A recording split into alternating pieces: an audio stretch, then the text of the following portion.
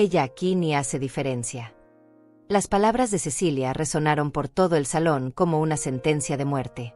El micrófono amplificó cada sílaba de desprecio mientras 200 invitados se quedaron en silencio, algunos con las copas a medio camino hacia sus labios, otros con las sonrisas congeladas en sus rostros.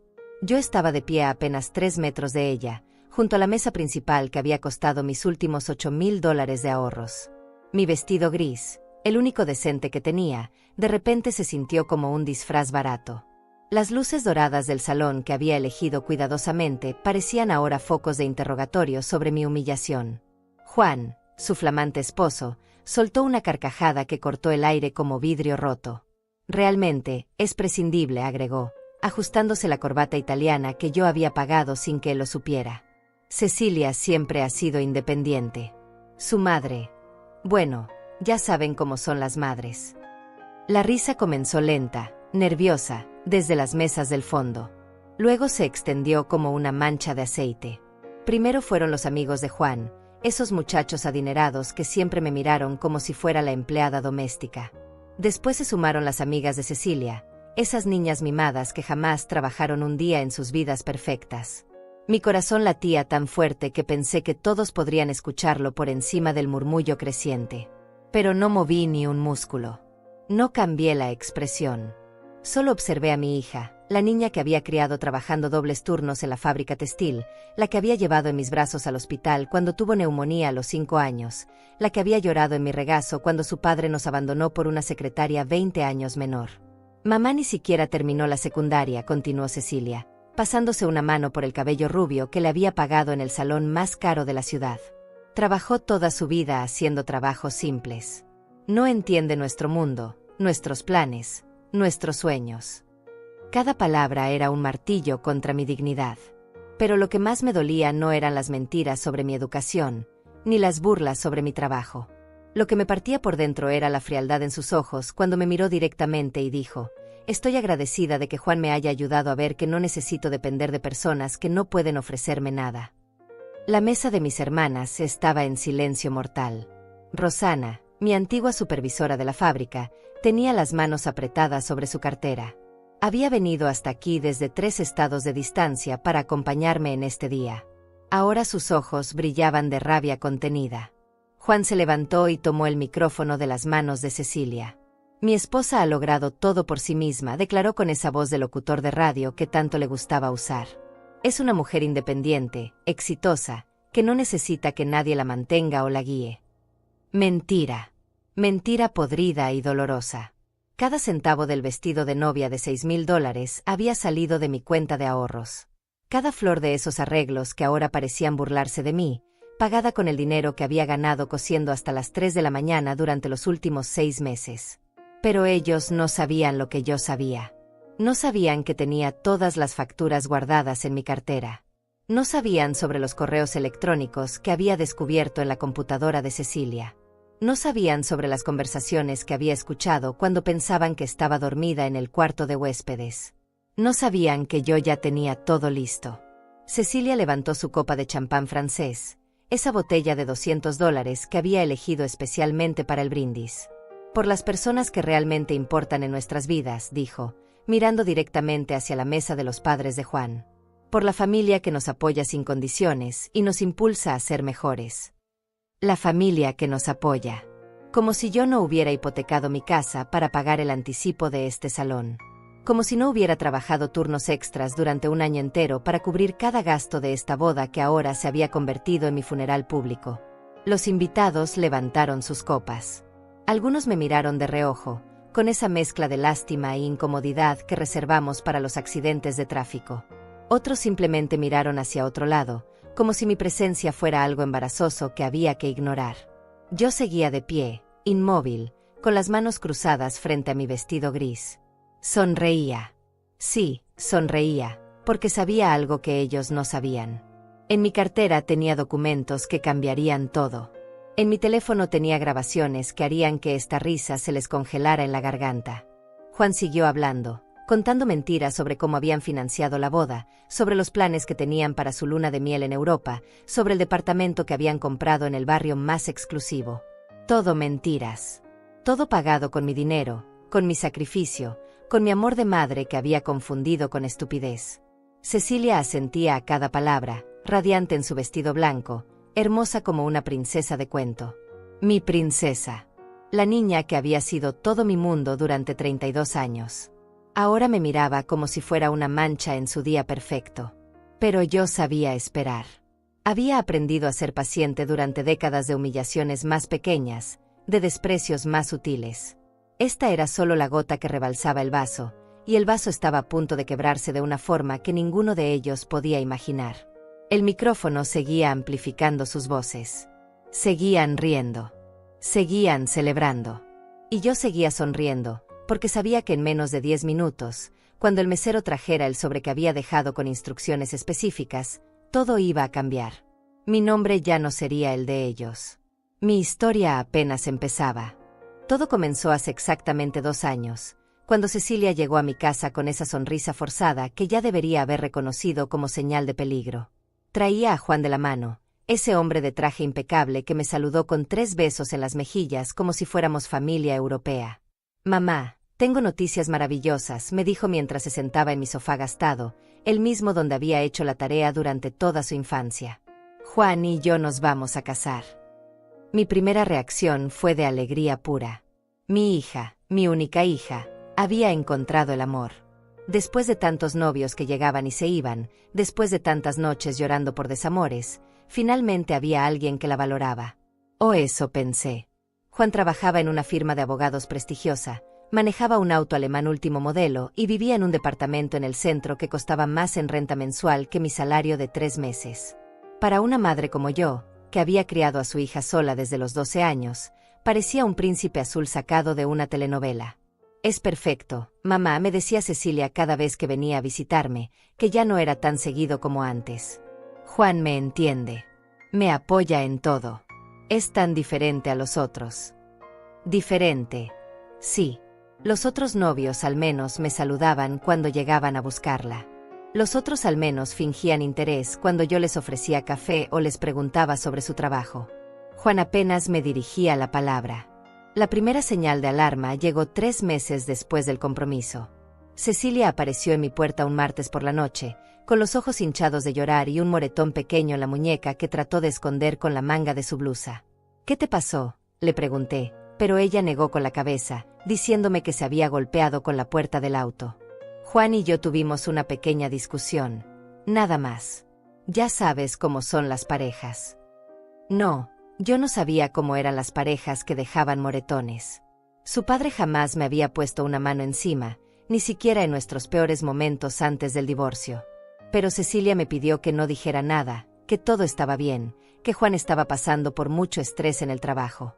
Durante los siguientes meses, las visitas de Cecilia se volvieron más esporádicas y más tensas. Cuando venía, ya no me contaba sobre su vida, sobre sus planes, sobre sus sueños. Solo hablaba de Juan.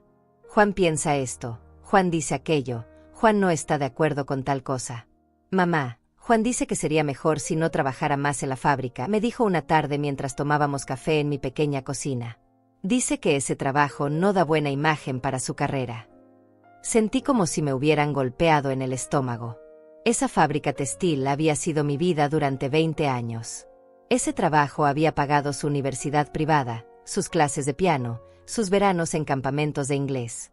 Ese trabajo había puesto comida en nuestra mesa cuando su padre desapareció sin dejar ni una nota de explicación. «¿Y qué vas a hacer?», le pregunté, tratando de mantener la voz tranquila. «Juan tiene contactos. Puede conseguirme algo en una oficina, algo más apropiado para la esposa de un abogado». Esposa de un abogado. Ya no era Cecilia Pérez, la niña que había estudiado comunicación social porque quería ser periodista. Ya no era mi hija que soñaba con viajar por el mundo escribiendo historias. Ahora era solo la futura esposa de Juan, un accesorio más de su carrera. Pero lo que realmente me partió el corazón fue lo que pasó en mi cumpleaños 63. Había preparado una pequeña cena, había comprado un pastel en la panadería donde siempre comprábamos cuando ella era niña. Esperé toda la tarde, viendo por la ventana, esperando ver su auto llegar. A las 9 de la noche recibí un mensaje de texto. «Lo siento, mamá, Juan tenía una cena de trabajo importante. Te compensaré la próxima semana».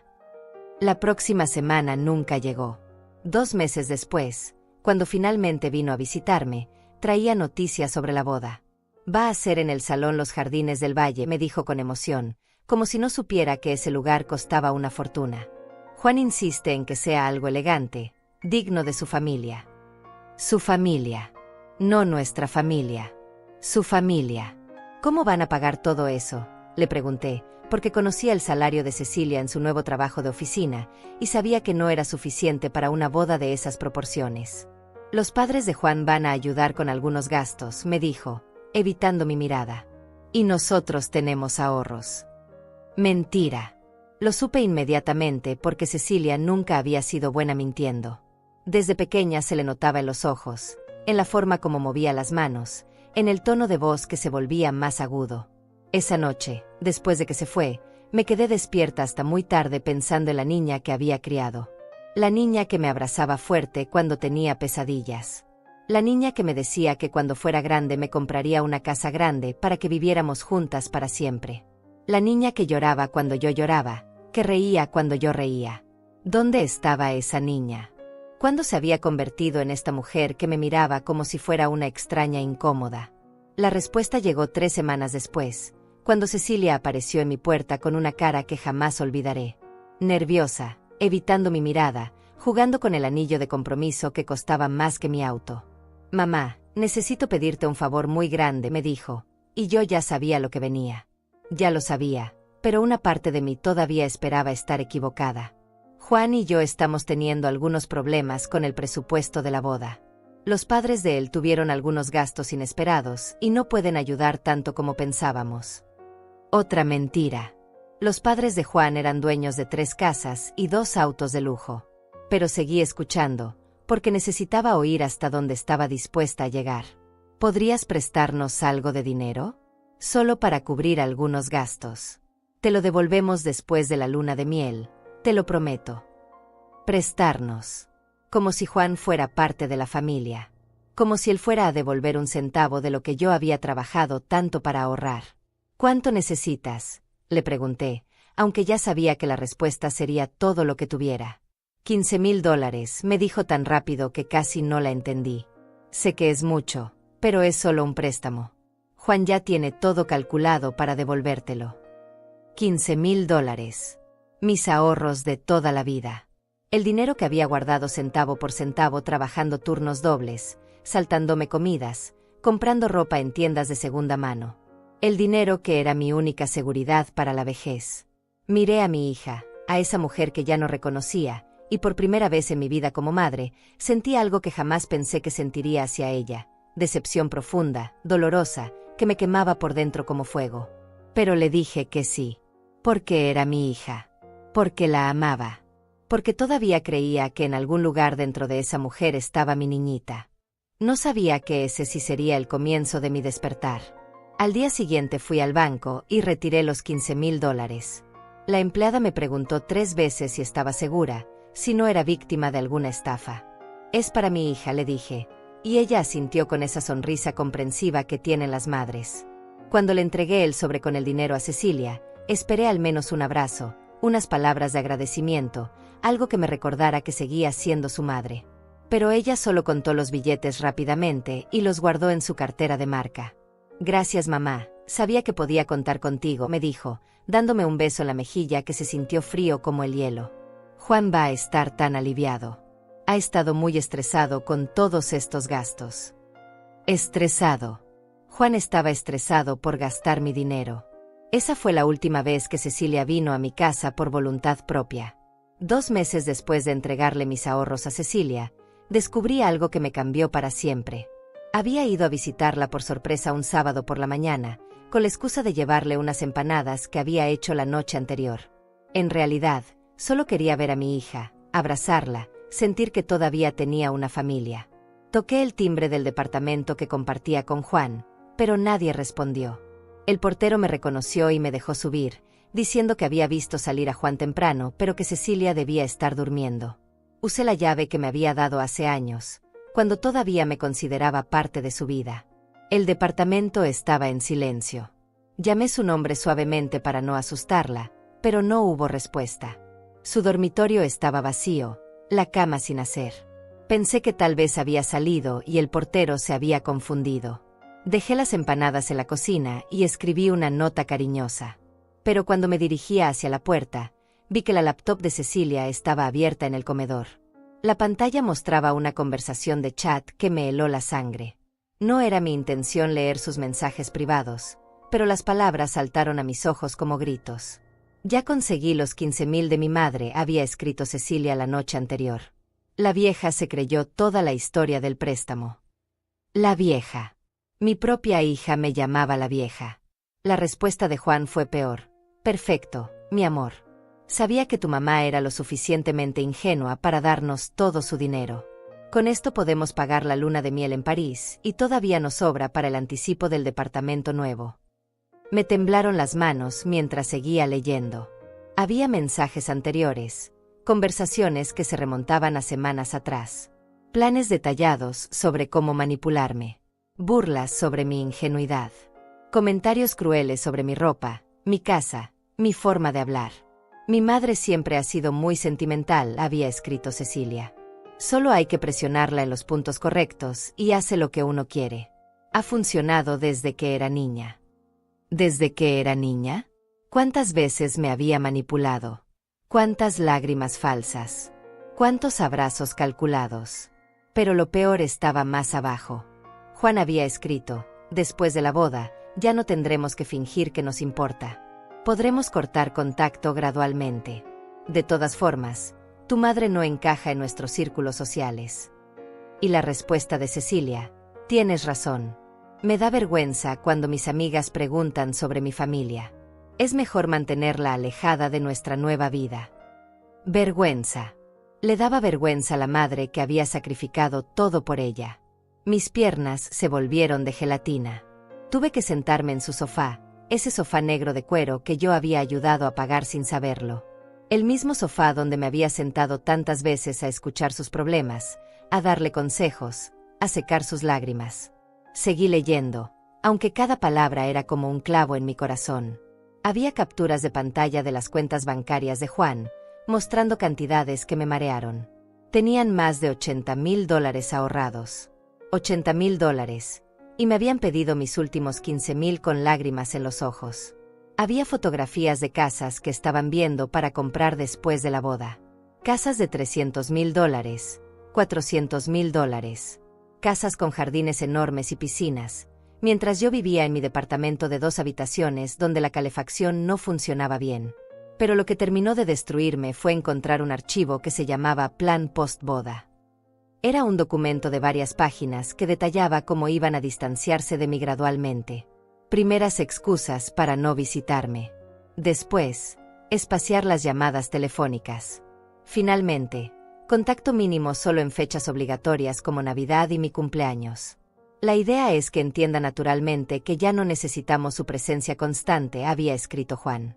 Cecilia será más feliz sin esa carga emocional. Carga emocional. Eso era yo para ellos. Una carga. En ese momento escuché las llaves en la puerta. Mi corazón se aceleró tanto que pensé que me daría un infarto. Cerré rápidamente la laptop y fingí estar arreglando las flores del centro de mesa. Cecilia entró cargando bolsas de compras de tiendas caras. Traía puesto un vestido que no había visto antes, zapatos que brillaban como si fueran nuevos. Todo pagado con mi dinero, con mi sacrificio. «Mamá, ¿qué haces aquí?», me dijo, y por primera vez pude escuchar la irritación que siempre había estado ahí, escondida detrás de sonrisas falsas. «Te traje empanadas», le dije con una voz que no reconocí como mía. «Están en la cocina». «Ay, mamá, sabes que Juan y yo estamos cuidando nuestra alimentación. Tratamos de no comer cosas tan pesadas». Cosas tan pesadas. Las empanadas que había aprendido a hacer de mi madre, las mismas que Cecilia devoraba cuando era niña y me pedía que le enseñara la receta para cocinarle a sus futuros hijos. «¿Tienes ropa nueva?», le dije, tratando de sonar casual. «Sí, Juan me sorprendió ayer. Dice que necesito verme bien para la boda, que muchas personas importantes van a estar allí». Personas importantes. Que no me incluían a mí. Esa tarde salí de su departamento sintiéndome como una extraña. como una intrusa en la vida de mi propia hija. Pero algo había cambiado en mí durante esas 2 horas. Algo se había roto definitivamente, pero al mismo tiempo, algo nuevo había comenzado a nacer. En el viaje de regreso a mi casa, no lloré como habría hecho antes. No me lamenté como había hecho tantas veces en los últimos meses. En lugar de eso, comencé a planear. Si querían tratarme como una extraña, si querían usar mi amor como una herramienta para conseguir dinero, si querían avergonzarse de la madre que les había dado todo, entonces estaba bien. Pero lo harían según mis reglas. Esa noche, por primera vez en meses, dormí profundamente. Porque finalmente sabía quién era mi enemigo. Y mi enemigo era alguien que conocía mejor que nadie en el mundo. Alguien cuyas debilidades había visto crecer durante 32 años. Alguien que no tenía idea de lo que su madre era capaz de hacer cuando finalmente despertaba. El lunes siguiente, después de descubrir esos mensajes, hice algo que jamás había hecho en mi vida: falté al trabajo sin estar enferma. Me quedé en casa, sentada en mi mesa de la cocina con una libreta vieja y una taza de café que se enfrió mientras escribía todo lo que sabía sobre Cecilia y Juan. Sus horarios, sus debilidades, sus mentiras, sus secretos. Cecilia siempre había sido descuidada con sus cosas importantes. Desde niña perdía las llaves, olvidaba las tareas, dejaba documentos tirados por toda la casa. Juan, por el contrario, era meticuloso hasta la obsesión. Todo tenía que estar perfecto, controlado, planeado hasta el último detalle. Esa diferencia sería mi primera ventaja.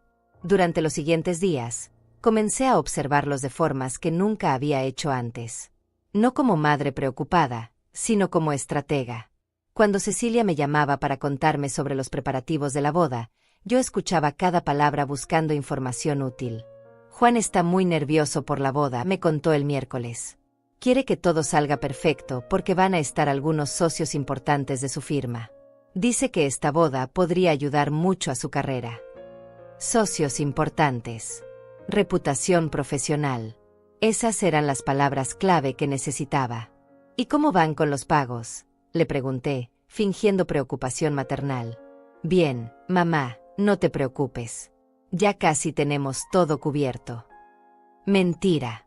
Yo sabía exactamente cuánto costaba esa boda porque había estado pagando las facturas una por una. El salón, $8,000. Las flores, $3,000. El fotógrafo, $4,500. La comida, $12,000. La música, $2,000. El vestido de novia, $6,000. $35,500 en total, de los cuales, más de 20,000 habían salido directa o indirectamente de mis cuentas. Esa misma semana, hice algo que me sorprendió a mí misma: contraté a un detective privado. Se llamaba César Ortiz, un hombre de unos 50 años que había sido recomendado por Rosana, mi ex supervisora en la fábrica. Su esposo había usado sus servicios años atrás para investigar el robo en su negocio. Necesito que investiguen a estas 2 personas, le dije, entregándole una foto de Cecilia y Juan que había imprimido de las redes sociales. Quiero saber todo sobre sus finanzas, sus actividades, sus contactos. Todo. César me miró con esos ojos cansados que tienen los hombres que han visto demasiado. ¿Puedo preguntar por qué? Son mi hija y su prometido, le dije sin pestañear. Y me están robando. Su expresión cambió inmediatamente. Entiendo. Esto tomará unas 2 semanas. Mi tarifa es de $500.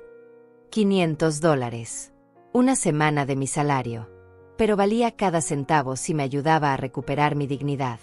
Mientras César trabajaba, yo comencé mi propia investigación. Empecé a revisar todos los documentos que tenía guardados sobre los pagos de la boda. Facturas, recibos, transferencias bancarias. Cada papel que demostrara que yo había financiado todo. También comencé a grabar nuestras conversaciones telefónicas. Compré una aplicación para mi teléfono que registraba todas las llamadas automáticamente. No era legal usarlas como evidencia en un juicio, pero no necesitaba un juicio. Solo necesitaba la verdad. El viernes de esa semana, Cecilia vino a visitarme para pedirme otro favor. Esta vez quería que pagara el transporte para los invitados que venían de otras ciudades. Solo son $3,000 más, mamá. Es que Juan quiere que sus familiares se sientan bienvenidos. ¿No pueden pagar ellos mismos sus gastos de viaje?, le pregunté. Ay, mamá, tú no entiendes cómo funcionan estas cosas. En las familias de clase alta, los anfitriones se encargan de todo. Juan dice que si no lo hacemos, van a pensar que somos tacaños. Familias de clase alta. Como si nosotros fuéramos millonarios. Como si yo no hubiera trabajado 12 horas diarias durante 20 años para darle la educación que ahora usaba para despreciarme. Pero le dije que sí. Le transferí los $3,000 adicionales, y ella se fue contenta, prometiendo que después de la luna de miel me invitaría a cenar para compensar todas mis atenciones. Esa noche, César me llamó con su primer reporte. Señora Pérez, necesito verla en persona. Lo que encontré es bastante interesante. Nos reunimos al día siguiente en una cafetería del centro. César traía una carpeta gruesa llena de papeles que hicieron que mi café supiera amargo. Su hija y su prometido tienen 3 cuentas bancarias diferentes, me dijo, mostrándome los estados de cuenta que había conseguido. En total, tienen aproximadamente $95,000 ahorrados. $95,000. Casi 100,000. Y me habían pedido prestados mis últimos ahorros con lágrimas de cocodrilo. Pero hay más, continuó César. Juan tiene deudas de juego por aproximadamente $40,000. Dinero que debe a personas que no son exactamente banqueros. Mi sangre se heló. ¿Qué tipo de personas? El tipo de personas que no aceptan pagos atrasados con buenos modales, me dijo, cerrando la carpeta. Creo que su yerno está usando el dinero de la boda para pagar esas deudas. Y posiblemente el dinero de usted también.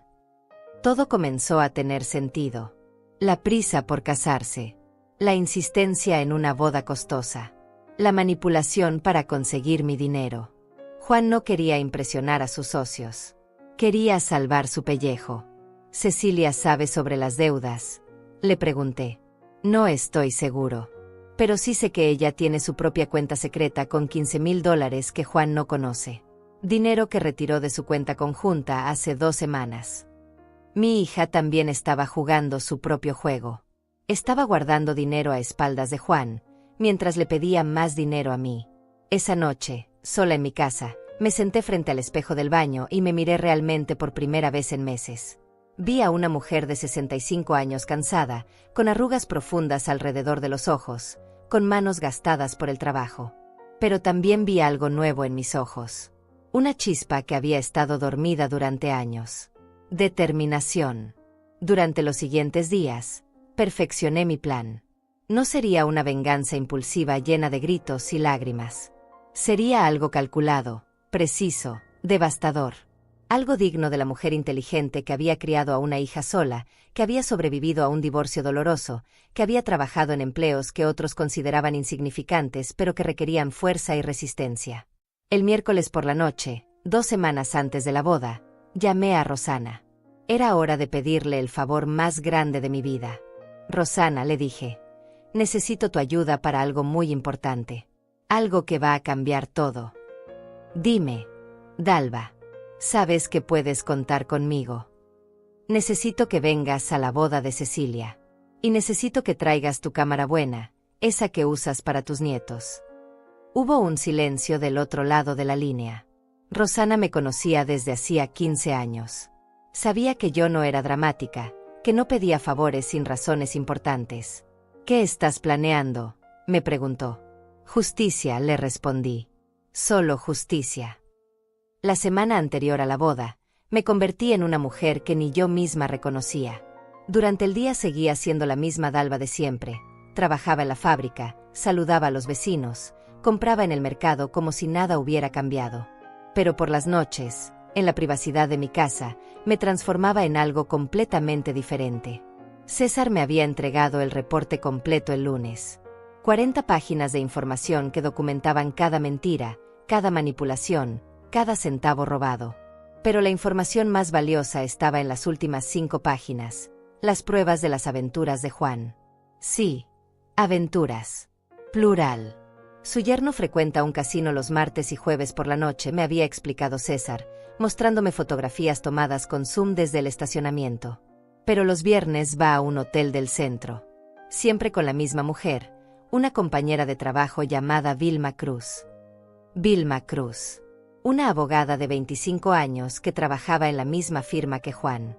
Rubia, delgada, con el tipo de sonrisa que aparece en las revistas de moda. El tipo de mujer que Juan realmente quería como esposa, pero que probablemente no lo aceptaría con sus deudas de juego. ¿Cecilia sabe?, había preguntado, aunque ya conocía la respuesta. No hay evidencia de que lo sepa. De hecho, parece que Juan es muy cuidadoso manteniendo esta relación en secreto. Perfecto. Eso me daba una ventaja adicional. Durante esa semana, refiné cada detalle de mi plan. Había decidido que todo ocurriría durante la recepción, después de los votos, cuando todos estuvieran relajados y felices. Cuando tuviera la audiencia completa, cuando las cámaras estuvieran grabando, cuando el momento tuviera el máximo impacto. El martes llamé al Salón Los Jardines del Valle y hablé con Rosana Flores, la coordinadora del evento. Le expliqué que quería hacer una sorpresa especial para mi hija durante la recepción.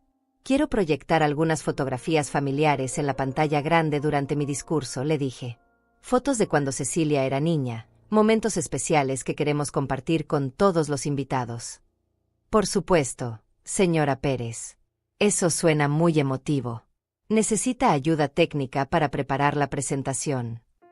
No se preocupe, ya tengo todo preparado. Solo necesito conectar mi computadora al proyector por unos minutos. Todo arreglado. Rosana no tenía idea de qué tipo de fotografías familiares iba a mostrar realmente. El miércoles fui al banco y retiré todos mis documentos de la caja de seguridad. Contratos, recibos, estados de cuenta, todo lo que demostraba mi participación financiera en la boda. Hice copias de todo y guardé los originales en un sobresellado que dejé con mi abogado, un hombre mayor que había manejado mi divorcio años atrás.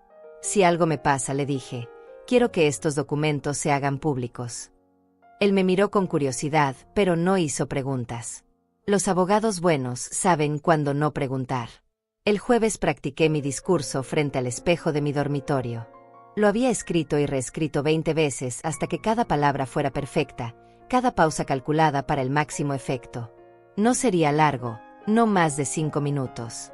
Pero serían los 5 minutos más importantes de mi vida. Queridos invitados, comencé, mirándome a los ojos en el espejo. Hoy estamos aquí para celebrar el amor. Pero antes de que sigan celebrando, hay algunas cosas que necesitan saber sobre los novios. Mi voz sonaba tranquila, controlada. Nada de gritos histéricos o lágrimas de víctima. Solo una mujer presentando hechos. El viernes, Cecilia vino a mi casa para la última revisión antes de la boda. Quería confirmar que yo tenía listo mi vestido, que sabía a qué hora llegar al salón, que entendía que mi papel sería discreto pero presente. Mamá, recuerda que Juan y yo vamos a dar un pequeño discurso agradeciendo a todos, me dijo, sentada en mi sofá como si fuera la dueña del lugar. Después habrá tiempo para que algunos familiares cercanos digan algunas palabras, pero que sean breves, ¿sí? Por supuesto, hija. Solo quiero desearles lo mejor. Perfecto. Y mamá, trata de no ponerte muy emocional. Ya sabes cómo te pones cuando hablas en público. ¿Emocional? No tenía idea de lo emocional que me iba a poner. Esa noche, Rosana vino a mi casa para hacer el último ensayo. Le había contado una versión editada de la situación, que había descubierto que Juan tenía deudas y que estaba usando el dinero de la boda para otros fines. No le mencioné las aventuras amorosas ni todos los detalles más crueles. Era suficiente para asegurarme de su apoyo sin asustarla. ¿Estás segura de que quieres hacer esto?, me preguntó, revisando las fotografías que había seleccionado para la presentación. Una vez que empieces, no hay vuelta atrás. Tenía razón. Una vez que revelara todo, mi relación con Cecilia probablemente terminaría para siempre. Nunca volvería a cargar a sus futuros hijos en mis brazos. Nunca volvería a ser parte de su vida diaria. Perdería a mi única hija, pero recuperaría mi dignidad. Estoy segura, le dije. Más segura de lo que he estado de cualquier cosa en mi vida. Rosana asintió y continuamos practicando. Ella operaría la computadora mientras yo hablaba.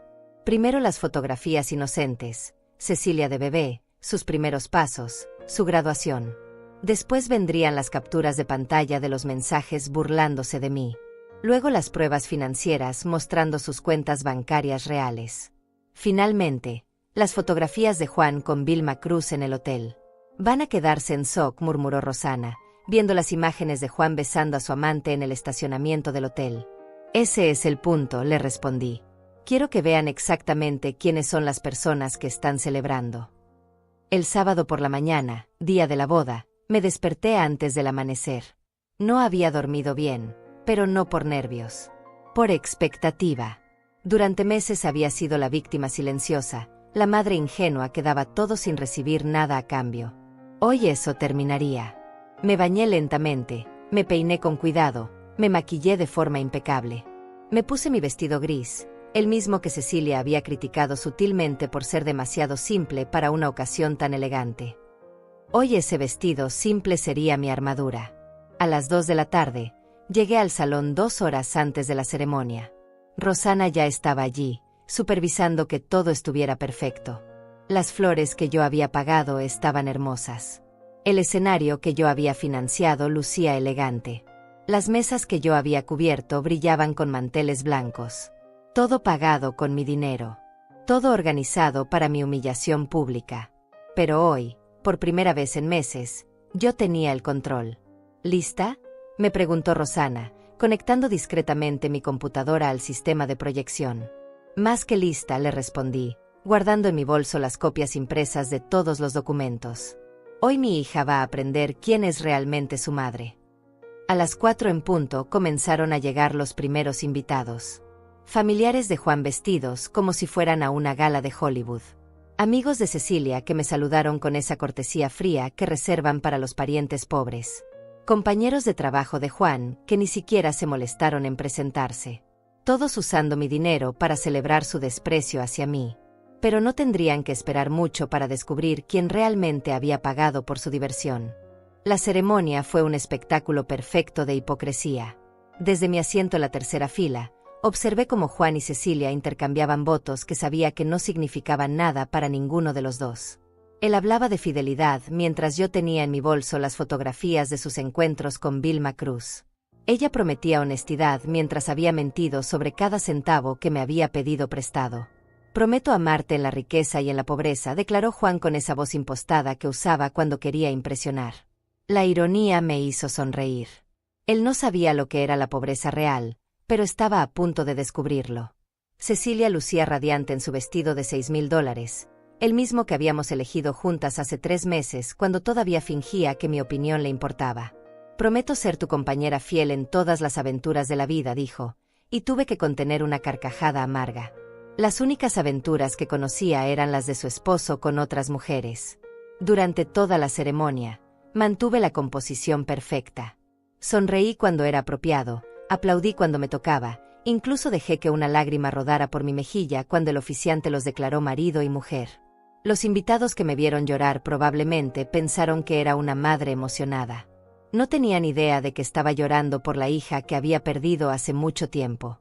Después de la ceremonia vinieron las fotografías familiares. El fotógrafo, que yo había contratado y pagado sin que nadie lo supiera, organizó grupos tras grupos de imágenes que documentarían este día para la posteridad. Qué ironía que estas mismas fotografías se convertirían en evidencia de la farsa más elaborada de mi vida. Ahora una foto solo de la familia inmediata, anunció el fotógrafo. Juan se posicionó en el centro con Cecilia, sus padres se colocaron a la derecha, y yo quedé sola a la izquierda. Sola, como había estado emocionalmente durante los últimos meses. Señora Pérez, acérquese un poco más, me pidió el fotógrafo. Pero antes de que pudiera moverme, Juan intervino. Está bien así, dijo con una sonrisa que no llegaba a sus ojos. Dalva prefiere mantener cierta distancia, ¿verdad? Todos rieron como si fuera una broma encantadora. Como si fuera natural que la madre de la novia estuviera apartada de la familia en las fotografías oficiales. Incluso Cecilia se rió, mirándome con esa expresión condescendiente que había perfeccionado en los últimos meses. Sí, respondí tranquilamente. A veces es mejor observar desde la distancia. Se ve todo más claramente. Durante el cóctel que siguió, circulé entre los invitados como un fantasma. Escuché conversaciones sobre lo elegante que era todo, sobre lo hermosa que se veía Cecilia, sobre lo afortunada que era de haberse casado con un hombre tan exitoso como Juan. Nadie mencionó quién había pagado por esa elegancia. Los padres de Juan, Alberto y Betania Rodríguez, recibían felicitaciones como si hubieran organizado toda la celebración. Tienen una nuera maravillosa, les decía la gente, y ellos asentían graciosamente, como si hubieran sido responsables de criar a Cecilia. ¿Y ustedes?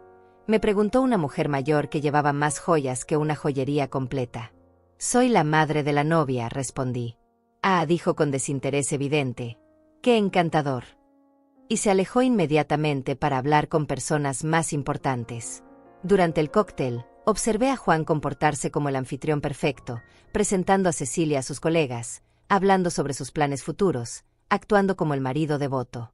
Pero yo sabía que en su teléfono tenía mensajes de Vilma Cruz, preguntándole cuándo podrían verse de nuevo. También observé a Cecilia brillar entre los invitados, contando la historia romántica de su compromiso, describiendo sus planes para la luna de miel en París que yo había financiado sin saberlo.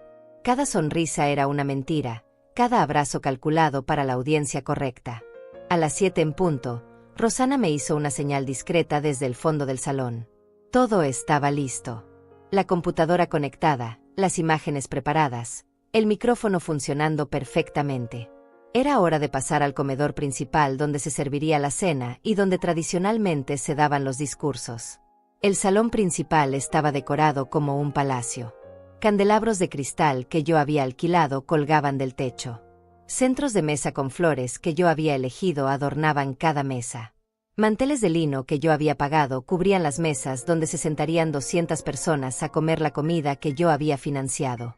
Me asignaron la mesa número 8, lejos de la mesa principal donde se sentaban los novios y las familias importantes.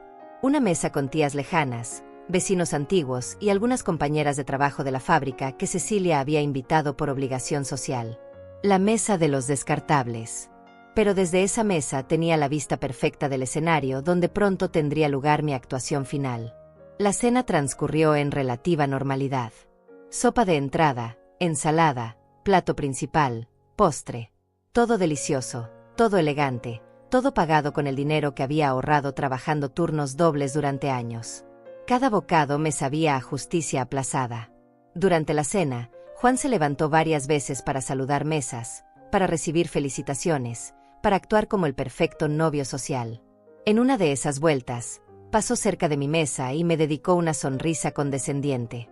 Dalva, espero que esté disfrutando la cena, me dijo con esa falsa cortesía que había perfeccionado.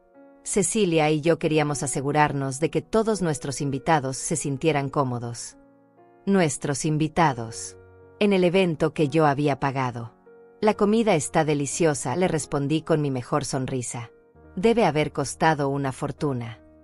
Bueno, cuando uno ama, no escatima gastos, respondió, ajustándose la corbata que yo había financiado. Cecilia se merece lo mejor.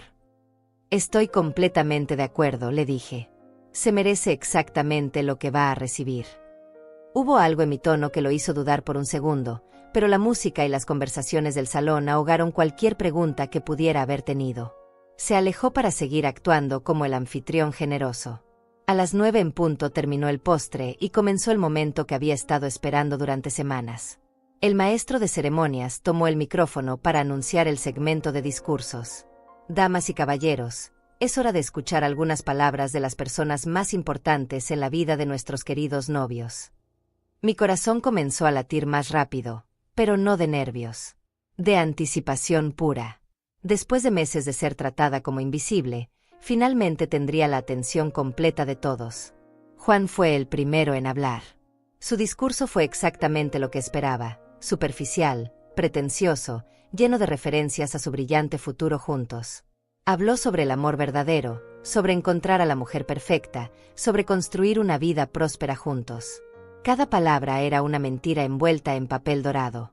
Después habló Cecilia, y su discurso fue el momento que cambió todo. El momento donde decidió humillarme públicamente, donde creyó que podía descartar definitivamente a la madre que la había criado sola. Fue entonces cuando supe que ya no había vuelta atrás. Cuando entendí que mi hija había elegido su bando, y ese bando no me incluía.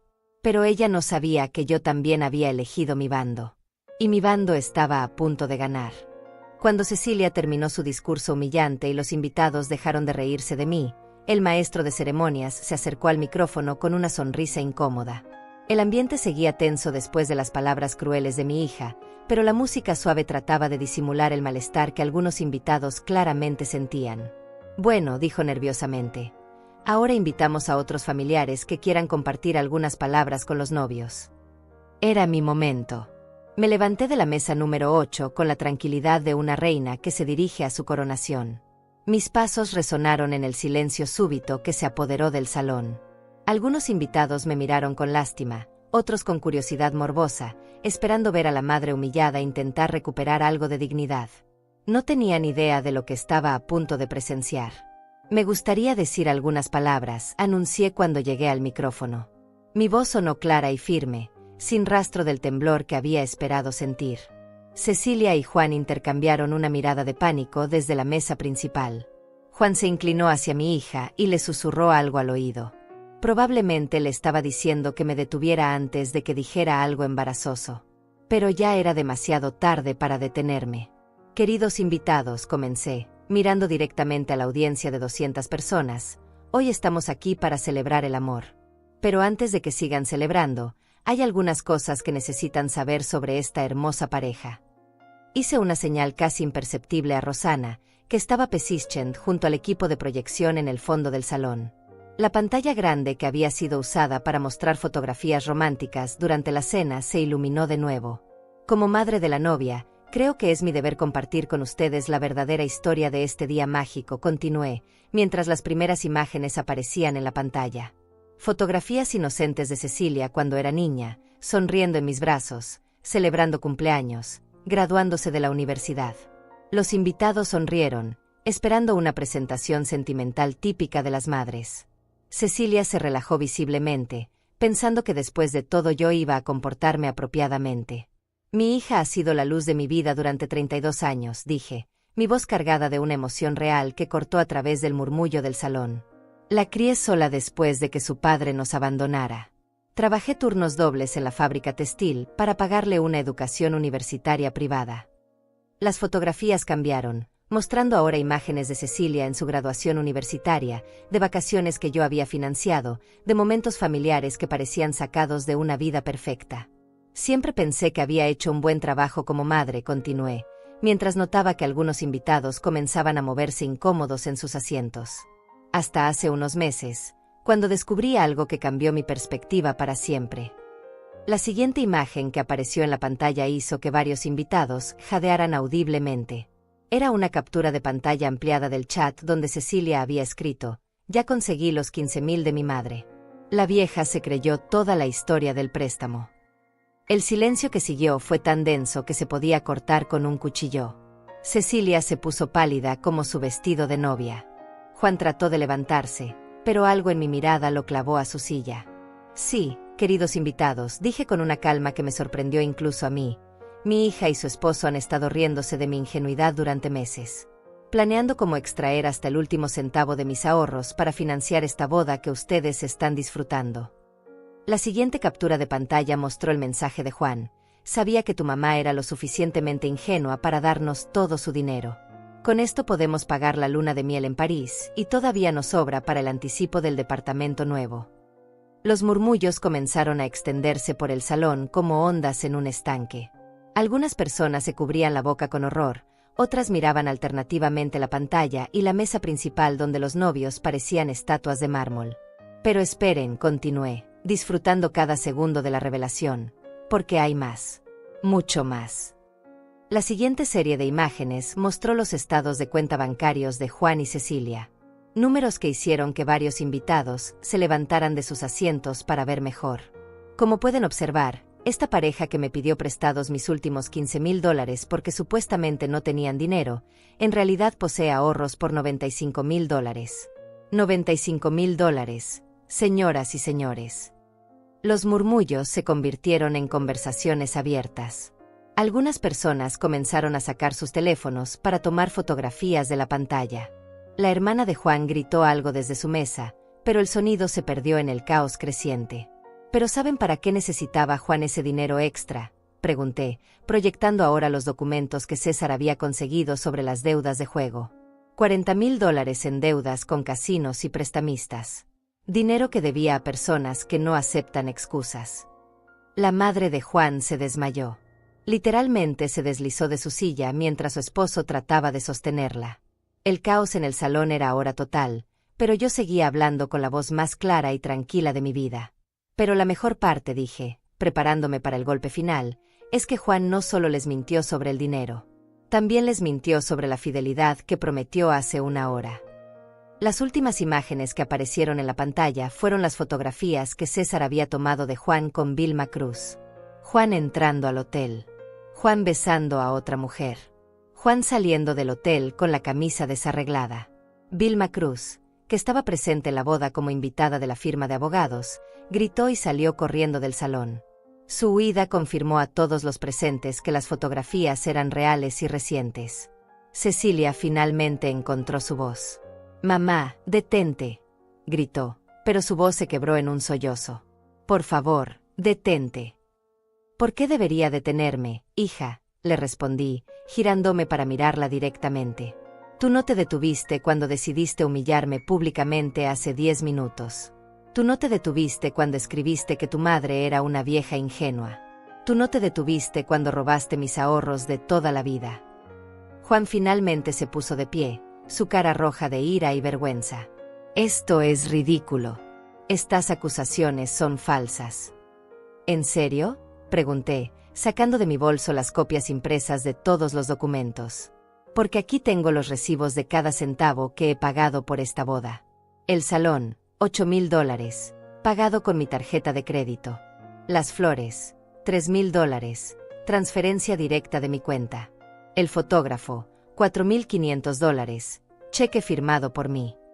Comencé a leer la lista completa mientras caminaba entre las mesas, mostrando los documentos a los invitados que se acercaban para verlos mejor. El vestido de novia, $6,000. La comida que acaban de disfrutar, $12,000. La música que están escuchando, $2,000. El transporte para los familiares de Juan, $3,000 adicionales que mi hija me pidió la semana pasada. Los números se sumaban ante los ojos de todos los presentes.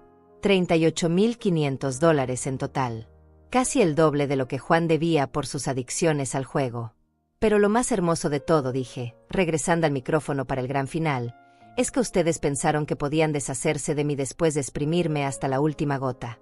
Pensaron que después de esta noche, la vieja estúpida desaparecería silenciosamente de sus vidas perfectas. Miré directamente a Cecilia, que lloraba sin control, su maquillaje perfecto arruinado por las lágrimas de humillación. Se equivocaron. El salón estaba en caos total. Algunos invitados se dirigían hacia las salidas, otros se agrupaban en conversaciones intensas, muchos seguían tomando fotografías y grabando videos con sus teléfonos. Los meseros habían dejado de servir y observaban la escena con las bocas abiertas. Pero yo no había terminado. Faltaba el golpe final.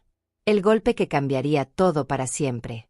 El caos en el salón había alcanzado su punto máximo, pero yo sabía que tenía que actuar rápido antes de que alguien tratara de detenerme o de que los novios escaparan. Juan se había puesto de pie y parecía estar calculando si podría llegar hasta mí para quitarme el micrófono. Cecilia seguía llorando, pero ahora con una mezcla de humillación y rabia que reconocí de cuando era adolescente y la descubría en alguna mentira. «Pero esto no termina aquí», anuncié, alzando la voz sobre el murmullo creciente de los invitados. «Porque lo que ustedes no saben es que esta noche no solo estoy exponiendo la verdad, también estoy tomando acción». Saqué de mi bolso una carpeta gruesa que había mantenido reservada para este momento. Documentos legales que había preparado durante las últimas 2 semanas con la ayuda de mi abogado. Verán, queridos invitados, cuando uno paga por una boda completa, técnicamente se convierte en la anfitriona del evento. Y como anfitriona, tengo ciertos derechos. Juan había comenzado a caminar hacia mí, pero se detuvo cuando vio los papeles en mis manos. Algo en su cara me dijo que había comenzado a entender la magnitud de lo que estaba a punto de suceder. Hace una semana presenté una demanda civil contra Juan Rodríguez por fraude y estafa, continué, abriendo la primera página de documentos. Todas las transferencias de dinero que hice para esta boda fueron realizadas bajo pretensiones falsas. Dinero obtenido mediante mentiras y manipulación emocional constituye fraude según la ley estatal. Los abogados presentes en el salón, colegas de Juan, se acercaron para escuchar mejor. Algunos comenzaron a susurrar entre ellos, probablemente evaluando las implicaciones legales de lo que estaba describiendo. Además, continué, sacando otro documento, presenté una queja formal ante el Colegio de Abogados del Estado contra Juan Rodríguez por conducta no ética. Un abogado que comete fraude contra miembros de su familia no es apto para ejercer la profesión. Juan se puso blanco como el papel. Su carrera, su reputación, todo por lo que había trabajado estaba siendo destruido en tiempo real frente a sus colegas y superiores. Pero esperen, porque hay más, dije, disfrutando la expresión de terror creciente en sus caras. También contacté a los prestamistas a quienes Juan debe esos $40,000. Les informé que el dinero que planeaba usar para pagarles fue obtenido de forma fraudulenta y que pronto sería recuperado a través de acciones legales. El horror en la cara de Juan era total ahora. No solo iba a perder el dinero que había robado, sino que sus acreedores peligrosos sabrían exactamente por qué no podría pagarles. Y ahora viene mi parte favorita, anuncié, sacando el documento final de mi carpeta. Como la persona que financió este evento, tengo la autoridad legal para cancelar todos los servicios contratados. Lo cual significa... Hice una pausa dramática mientras todos los invitados contenían la respiración. Que esta recepción termina ahora mismo. Como si hubiera dado una orden militar, Rosana activó una señal que había planeado con anticipación. Las luces del salón se encendieron completamente, la música se detuvo de golpe, y los meseros comenzaron a retirar los manteles de las mesas siguiendo instrucciones que yo había dado previamente. El bar está cerrado, la música ha terminado, y el salón debe ser desalojado en los próximos 30 minutos, continué mientras el personal del evento ejecutaba mi plan con precisión militar. Todos los servicios han sido cancelados por la anfitriona que los financió. El pánico entre los invitados era total. 200 personas bien vestidas corrían hacia las salidas, algunos todavía cargando sus copas de champán, otros tratando de tomar fotografías de último momento del desastre más grande que habían presenciado en sus vidas. Pero yo no había terminado con los novios. Cecilia, dije, caminando hacia la mesa principal donde mi hija seguía sentada en shock, hay algo más que necesitas saber. Saqué de mi bolso un sobre que había estado guardando para este momento. Un sobre que contenía los documentos más dolorosos de todos. Estos son los papeles de adopción que firmé cuando tenías 3 años, le dije, abriendo el sobre frente a ella. Cuando tu padre biológico renunció a todos sus derechos porque no quería pagar manutención. Cecilia me miró con terror, sabiendo que esto iba a ser peor que todo lo anterior. Durante 29 años, he sido legalmente tu única madre. Tu única familia. La única persona en el mundo con obligación legal de cuidarte y apoyarte, continué, mi voz ahora cargada de una frialdad que ni yo sabía que poseía. Pero esas obligaciones pueden ser revocadas. Saqué el último documento de mi carpeta. Un papel que había firmado esa misma mañana en la oficina de mi abogado. Esto es una revocación legal de adopción por abandono emocional y abuso financiero del adoptado hacia el adoptante. En términos simples, Cecilia, ya no eres mi hija. El silencio que siguió fue tan profundo que se podía escuchar el tráfico de la calle. Cecilia me miraba como si no pudiera comprender las palabras que acababa de escuchar. ¿Qué significa eso?, balbuceó. Significa que ya no tienes derecho a usar mi apellido. Significa que ya no heredarás nada de mí cuando muera. Significa que legalmente eres una extraña para mí, le expliqué con la paciencia de una maestra explicando matemáticas básicas. Significa que conseguiste exactamente lo que querías, una vida sin tu madre. Juan finalmente encontró su voz. Esto es una locura. No puedes hacer eso. Ah, pero sí puedo, le respondí, mostrándole el sello oficial en los documentos. Y ya lo hice. Los papeles fueron procesados esta mañana. Cecilia Rodríguez, porque imagino que ahora usará el apellido de su esposo, ya no tiene ninguna conexión legal conmigo. Cecilia se puso de pie tambaleándose, su vestido de novia arrastrado por el suelo húmedo donde otros invitados habían derramado sus bebidas en la prisa por escapar del salón. Mamá, por favor, me suplicó, y por primera vez en meses escuché a mi niña pequeña en su voz. Por favor, no hagas esto. Podemos arreglarlo. Podemos hablar. ¿Ahora quieres hablar?, le pregunté, sintiendo que mi corazón se partía y se endurecía al mismo tiempo. ¿Después de meses de mentiras?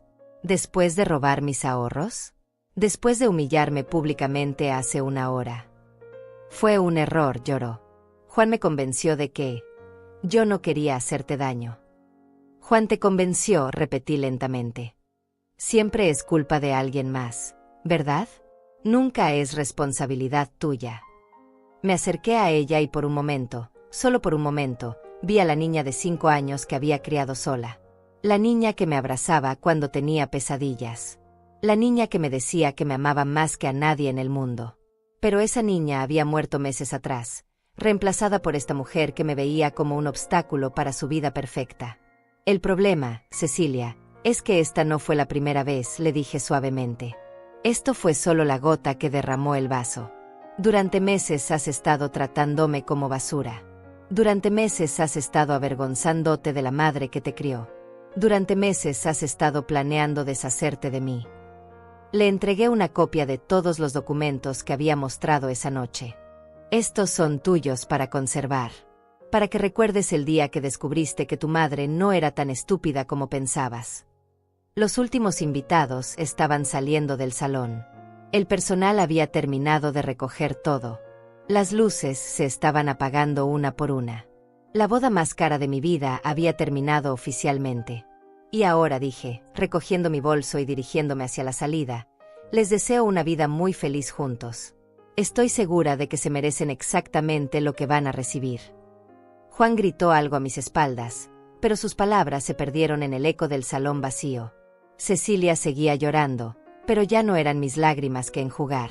Caminé hacia la puerta donde Rosana me esperaba con una sonrisa que no había visto en su cara en años. ¿Lista para irnos?, me preguntó. Más que lista, le respondí, sintiendo un peso que no sabía que cargaba levantarse finalmente de mis hombros. Afuera del salón, mientras esperábamos el taxi que Rosana había llamado, pude escuchar a Juan y Cecilia peleando en el estacionamiento. Sus voces se elevaban en acusaciones mutuas, en desesperación, en la realización de que su castillo de naipes acababa de colapsar completamente. Pero por primera vez en meses, sus problemas ya no eran míos. 3 meses después de la boda que destruí, estoy sentada en la terraza de mi nuevo departamento viendo el amanecer sobre la ciudad. Es un apartamento pequeño pero hermoso, en un barrio tranquilo donde nadie conoce mi historia, donde puedo comenzar de nuevo sin el peso de ser la madre de Cecilia. El dinero que recuperé a través de la demanda por fraude fue suficiente para este nuevo comienzo. Juan tuvo que vender su auto alemán y empeñar sus relojes de lujo para devolverme los $38.500 que había gastado en su farsa de boda. Su licencia de abogado está suspendida pendiente de investigación por el Colegio de Abogados. Los prestamistas que lo perseguían no se mostraron muy comprensivos cuando se enteraron de que el dinero que esperaba usar para pagarles había sido recuperado legalmente por una mujer de 65 años. Cecilia trató de contactarme exactamente 12 veces en las primeras 2 semanas después de la boda. Llamadas telefónicas que no respondí, mensajes de texto que borré sin leer, emails que envié directamente a la carpeta de spam. La 13ª vez que intentó comunicarse conmigo fue diferente. Apareció en la puerta de mi antigua casa un martes por la noche, con los ojos hinchados de llorar y un moretón en el brazo que ya no se molestó en esconder. No abrí la puerta. Me quedé detrás de la cortina de la sala, observándola llorar en mi porche durante 20 minutos antes de que finalmente se fuera. Esa fue la última vez que la vi.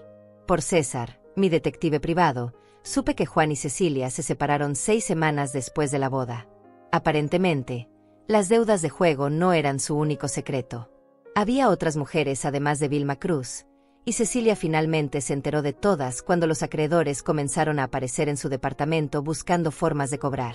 También supe que Cecilia tuvo que mudarse de regreso con una amiga porque no podía pagar la renta del departamento de lujo por sí sola. Su trabajo en la oficina resultó ser temporal, cortesía de Juan, y cuando él cayó en desgracia, ella perdió automáticamente su posición. La ironía es deliciosa. Durante años se avergonzó de mi trabajo en la fábrica, del dinero que ganaba con mis manos, de la vida simple que había construido. Ahora ella está exactamente donde yo estaba hace 30 años. Sola, sin dinero, dependiendo de la bondad de otros para sobrevivir.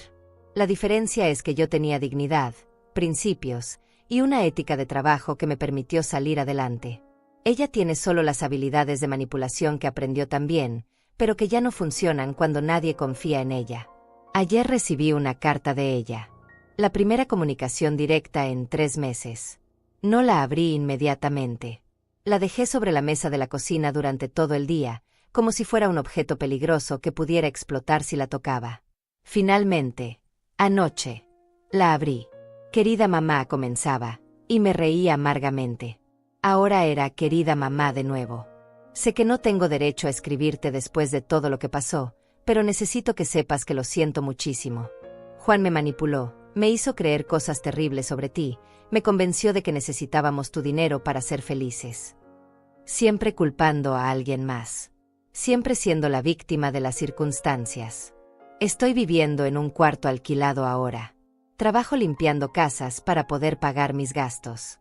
Cada día pienso en todo lo que tú hiciste por mí, en todo lo que sacrificaste, en cómo te traté.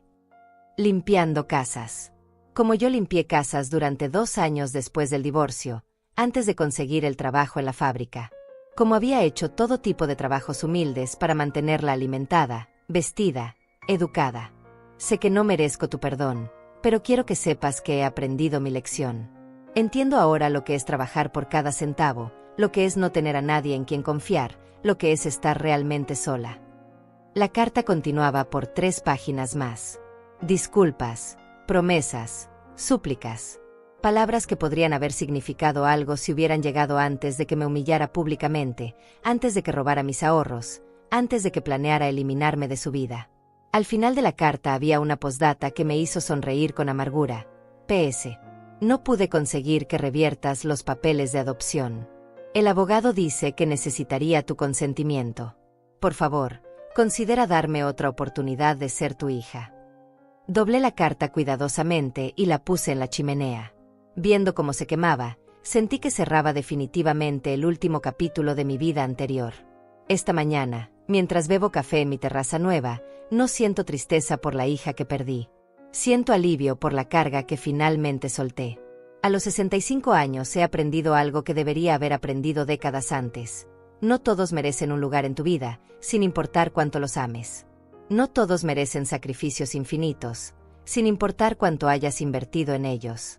Y no todos merecen segundas oportunidades, sin importar cuánto te supliquen. Ayer comencé a trabajar como voluntaria en un refugio para mujeres maltratadas. Mujeres que, como yo, han descubierto que a veces las personas más peligrosas para nosotras son las que supuestamente nos aman. Mi experiencia, mi fortaleza, mi historia de supervivencia, todo puede ayudar a otras mujeres a encontrar el valor para liberarse. También he comenzado a tomar clases de pintura.